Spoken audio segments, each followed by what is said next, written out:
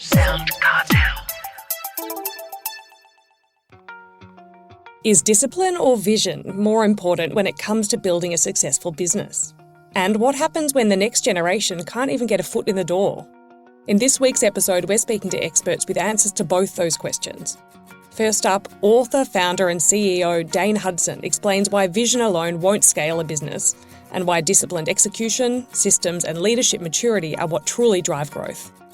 Then, recruitment leader Catherine Kennedy from People to People unpacks a major workforce shift, why employers are hiring fewer junior staff, and what that means for graduates, organisations and the future of leadership. From Sound Cartel, I'm Grace Jennings-Edquist, and this is Business Essentials.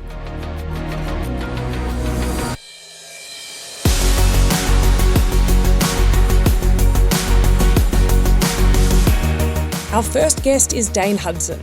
He's author of Discipline Beats Vision. He's also founder and CEO of Impactful Leadership and one of the region's leading CEO mentors. Scaling a business takes more than a compelling idea.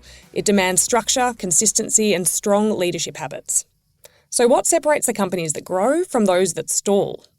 Dane Hudson has some answers, and he starts our conversation by telling me why discipline, not vision, is what truly drives business success. Vision is still critically important. So, in the startup community, all founders and their teams, particularly when they're still small, are optimists. And so as the business grows, you need a destination to where you're going. So that's why vision is critically important. But the analogy I would use is think about when you're driving from, say, Sydney to Cairns, you need to plan that trip. So where are we going to stop? How are we going to get there? When we're leaving? All those things. So discipline, all the elements between where you are today and where you want to get to the vision. You're not going to get to the vision simply by saying that's our target. You need to have plans in place and you need to be deliberate in executing those plans to get to the vision. Then you've said many high growth companies stall after early success. What are the most common reasons that happens? Well, when I think about the evolution of a startup, generally it's 2 or 3 or 4, 5 founders, co-founders, a team, and they all look the same.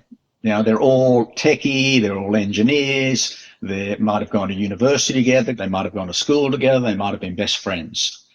So they're all very similar and they have this combined goal. So it's actually really easy.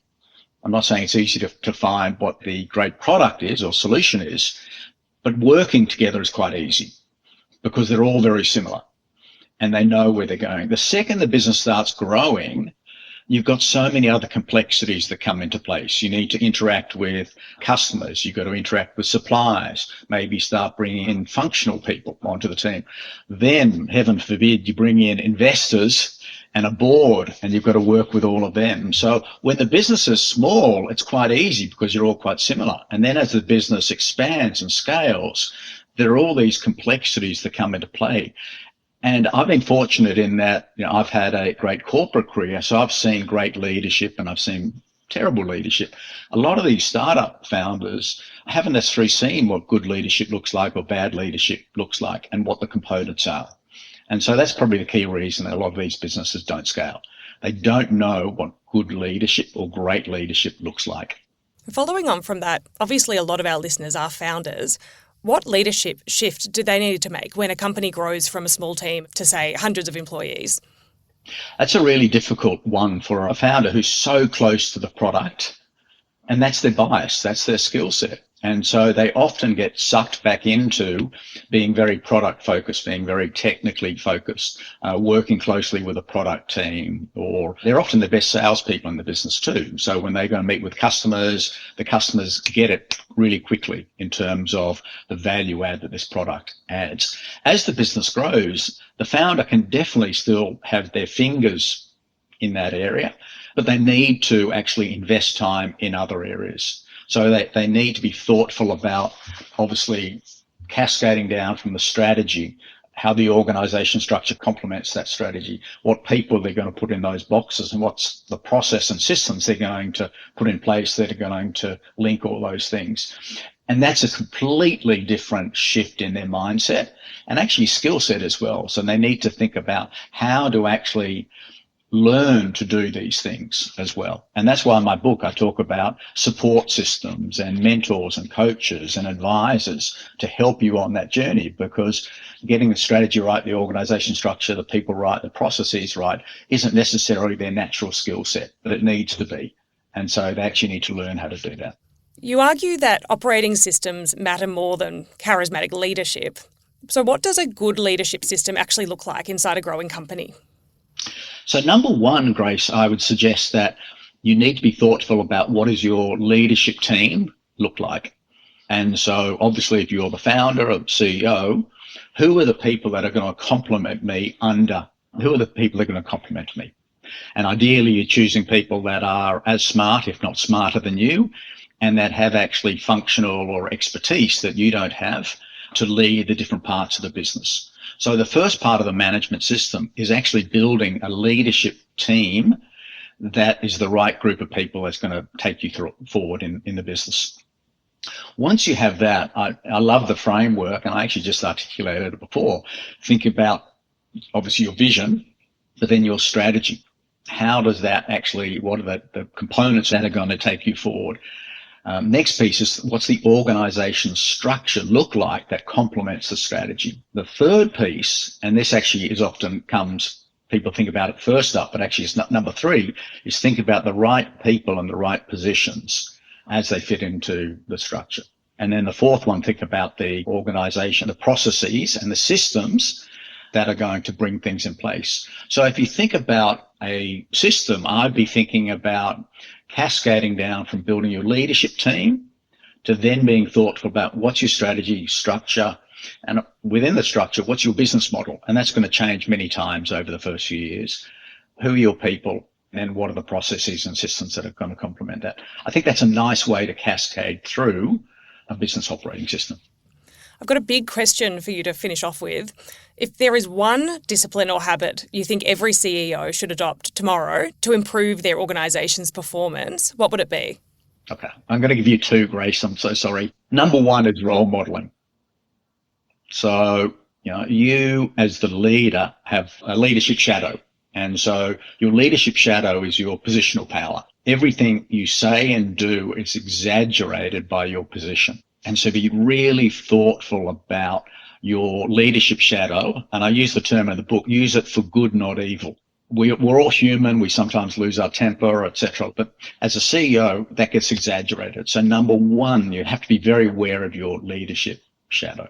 Number two is have targets. You've obviously got the vision, but I've worked with some clients and they've had revenue for 3 or 4 years and they still actually don't have an annual target, an annual plan. Build a plan. Know what revenue you're targeting, what margin you're targeting, what supplier costs you're targeting, what delivery costs, what your customer acquisition cost is going to be. Have targets and then maniacally follow up. Maniacally follow up. And the final thought with follow up is there's got to be consequences. And this is an area where a lot of founders struggle. There's got to be consequences. And consequences could be high five, great job, or it could be don't come Monday. That was Dane Hudson, author of Discipline Beats Vision and founder and CEO of Impactful Leadership. If you're building a business, your reputation is everything. And a podcast can help build trust at scale and turn your expertise into authority.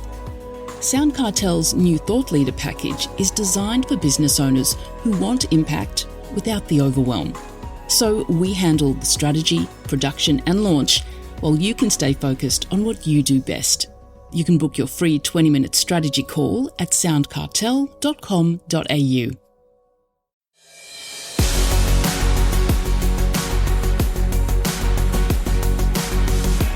Now we're switching gears to discuss the entry-level job crunch. New research from People to People Recruitment shows that 45% of employers expect to hire fewer junior roles within 3 to 5 years. That compares to just 14% of employers in 2026. In this conversation, Nicole Goodman unpacks these astonishing findings with Catherine Kennedy, Managing Director at People to People. Catherine has said that these stats show a capability gap opening up in real time. So Nicole started the interview by asking Catherine what that means. In terms of the capability gap, there's really two components to that. So there's one which is around the pace at which organisations are investing in and adopting AI in their work processes and, how it's actually impacting the day-to-day operations of their business, alongside how quickly they're investing in upskilling and equipping their workforce for that future. So there is a little bit of a gap in terms of, the pace at which those two things are moving along. And our research did show that there is a disconnect around employees feeling, and I think it was 70% of employees who said they don't feel that their organisation is investing in them or equipping them adequately for that AI future. So there's that piece. But then the other is around the wider sort of workforce implications and what that will mean in the future is the talent pipeline that will come through to be the leaders of the future. So if there's a lot less people coming into the workforce and those roles are changing so much, what are the implications for that in 5 years, 10 years, 20 years, really? Well, that's right. And whether you're a young person or you're starting out at a new career, you've got to start somewhere, right? So under somewhat of an AI takeover, how can graduates enter the workforce then? And what roles can employees play in maintaining this need? I kind of just see a glut of new students or graduates kind of coming out of university or training institutions and going, now where do I go? Yeah, absolutely. It's, definitely a very real, issue, I guess, that certainly graduates and even organisations are grappling with. A couple of things that I would say on the graduate or the sort of entry level, you're the worker trying to join the workforce, a few things that I would recommend in terms of setting yourself up to be successful and to get those more limited opportunities. And it's really around being able to demonstrate that you have got capability and that you have got some of the attitudinal and behavioural things that an organisation will be looking for, not just for what the job might be that you would go into right now, but what you might be able to lead into. So things like any kind of project work or internships or a portfolio of work, depending on what your kind of area of specialisation is, but really give some evidence that you're someone who has initiative, is able to adapt to and adopt particularly AI tools and technology, and give some evidence that you can then translate that into the workforce.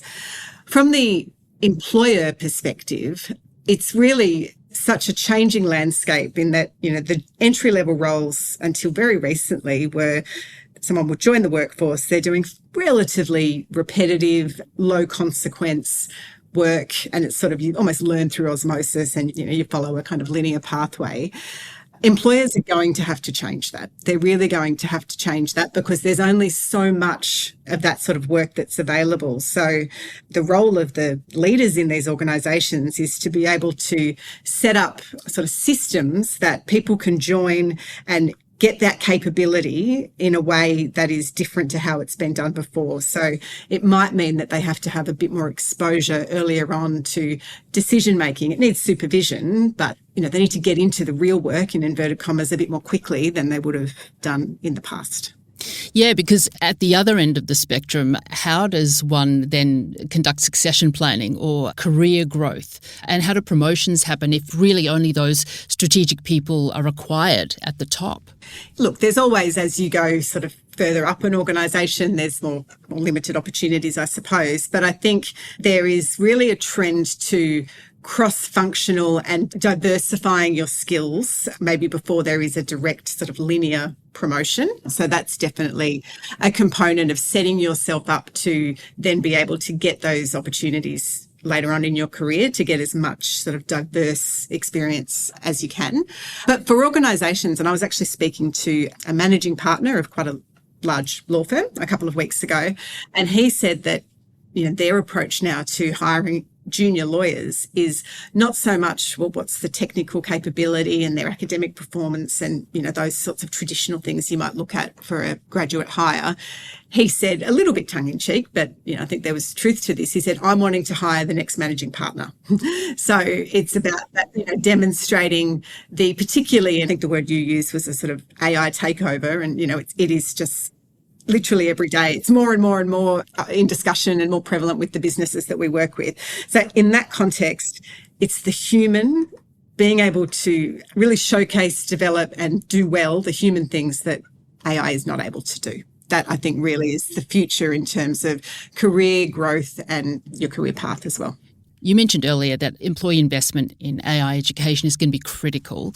Which sectors are you seeing at the moment that kind of investment being funneled, and are employers playing their part in AI training? Yes. So look, the sectors that we're seeing the most investment in AI broadly are the ones that are quite data driven. It's quite tangible, the outcome or the efficiency benefits of AI. So data analytics, accounting, IT, even some of the direct customer experience type functions as well. So that's where the majority of the investment is right now.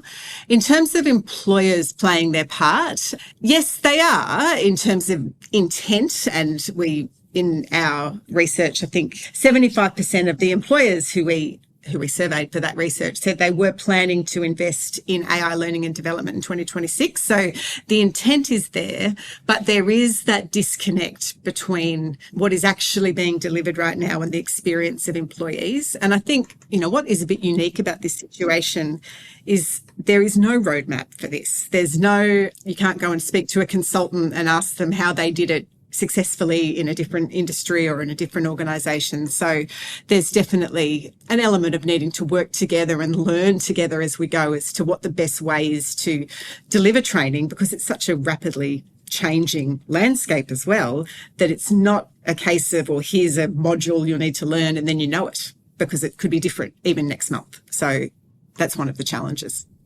So as a recruiter then, or your experience in HR, what are the roles and industries you think you'll be recruiting for most in the not so distant future?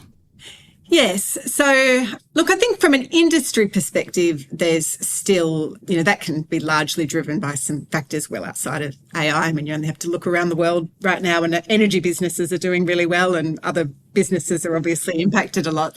So it's more the type of role, I think, that will be recruiting more so than the industry. And it is the roles that bring analysis in terms of translating data into outcomes. So anything that is, it requires that human nuance, understanding of human interaction. Even with the more technical areas, like within accounting, we're seeing a lot of demand for senior roles within that sector to be able to translate all of the huge amount of information that they're able to get out of AI.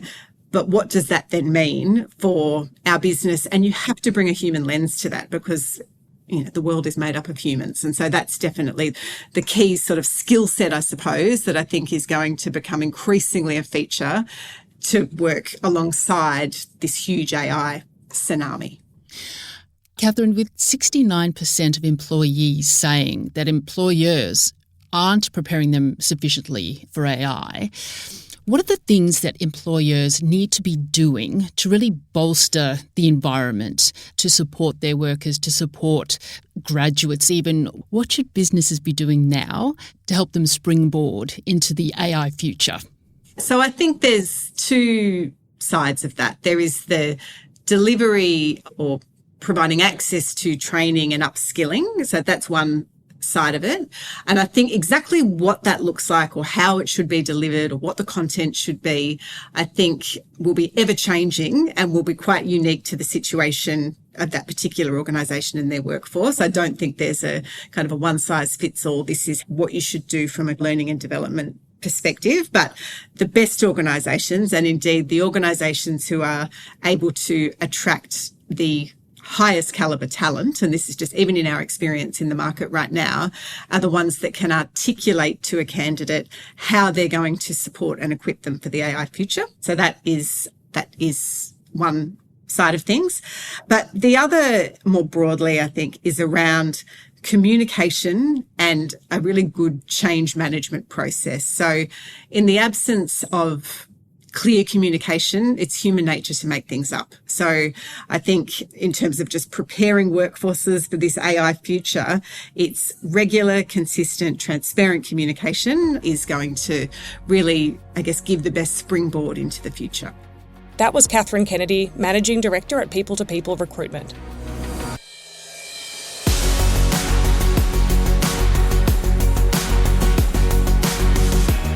Thanks for joining us for this week's episode. Follow Business Essentials podcast across social media and head to businessessentialspodcast.au for more. Business Essentials is a Sound Cartel podcast. Producers are Nick Schellberger, Nicole Goodman and myself. Technical production is by Pete Letts. I'm Grace Jennings-Edquist. Thanks for listening. We'll bring you more Business Essentials next week. Sound Cartel.